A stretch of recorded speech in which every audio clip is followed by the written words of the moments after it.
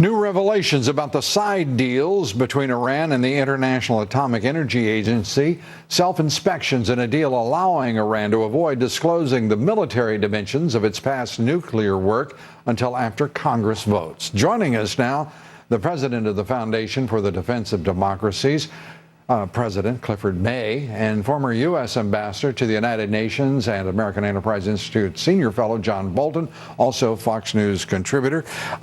Cliff, let me start with you. Can really Congress and the Senate not reject finally and override a veto of that rejection of this deal? I mean, it is such on the broadest scale, it's a farce. On the narrowest, it is absolutely incomprehensible. Yeah, on the merits, from a policy perspective, to approve this deal seems absolutely ludicrous. They should either disapprove it, or I would suggest, and I think a few others are saying, that they shouldn't vote at all because they don't have all the information they need. There are at least two secret side agreements. One is about self-inspection. This is like the idea that a cop stops you and you say, I'll do my own breathalyzer if you don't mind. I can do it just perfectly well.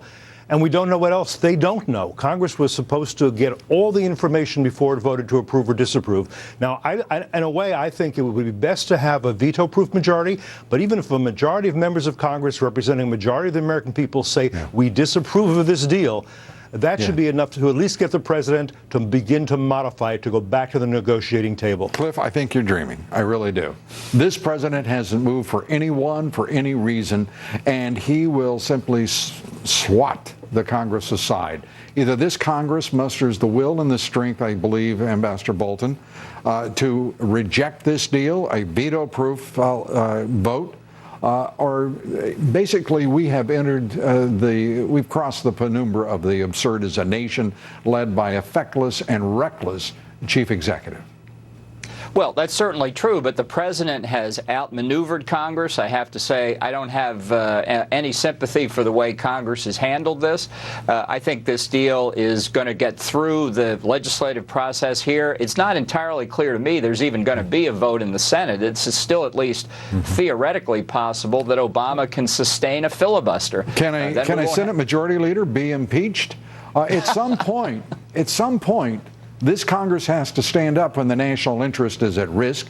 The national interest, the national security of many of our principal allies, including Israel. I mean, this is absolutely sickening to watch.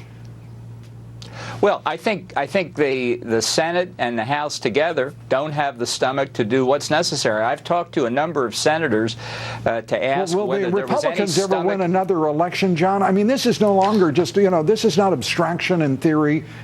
This is about the reality that faces a nation. And it is it not, Cliff, a clear national security threat? Look, it is a clear this is the most consequential national security agreement, nuclear arms agreement of this century.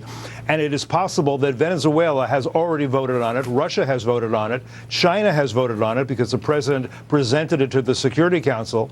But as the ambassador is saying, it's possible that Congress won't vote on it or that a majority in Congress will vote on it. I think all the Republicans will vote to disapprove.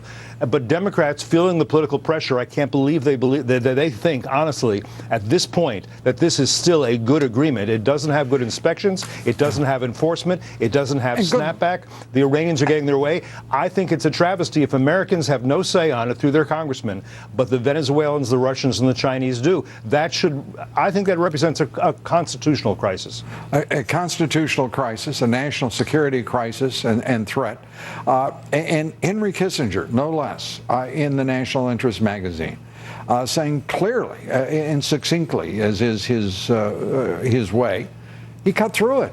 He said this country, the United States, this administration is trying to break Russia, and it should be trying to integrate Russia. We are now arrayed against China and Russia, two nuclear powers, in participation and alliance, both of them, with Iran. And they were part of the architecture of the deal and negotiations, and when presented to the Security Council, supporting it. Is everyone in this administration, when it comes to national security and foreign policy, John Bolton, have they taken leave of their senses? Well, I think this is their clear ideology. They think the United States is too powerful in the world, too successful, and that if they can just show countries like Iran, we don't harbor ill intentions toward them, that the Iranians will say, well, that's good to know. I guess we don't need nuclear weapons. The president's been taken to the cleaners on this deal, not simply by the Iranians, although that's true, but by the Russians, the Chinese, and our supposed European allies. The deal's a disaster. I don't think it bothers the president that much, one way or the other. Let me just say it this way, Cliff. Bloody hell. Does this president think this is leadership?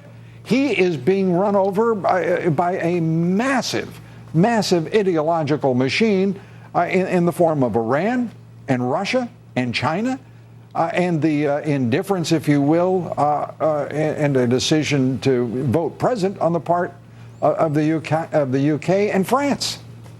Yeah, and if you think about what do Iran, Russia, and China have in common, they all want to build their own empires, and to do so, they need to push the United States to continue what it's been doing, which is to retreat, to diminish its military, to be apologetic in the world, to be war-weary, to make clear that the United States, as is now clear, doesn't have either kinetic weapons that it's willing to threaten credibly, or even economic weapons, because part of what this deal does is to surrender, to lay down our economic weapons. We will not have the economic weapons we have had in the past. Once this agreement goes through, we will not be able to threaten credibly Iran with economic pressures.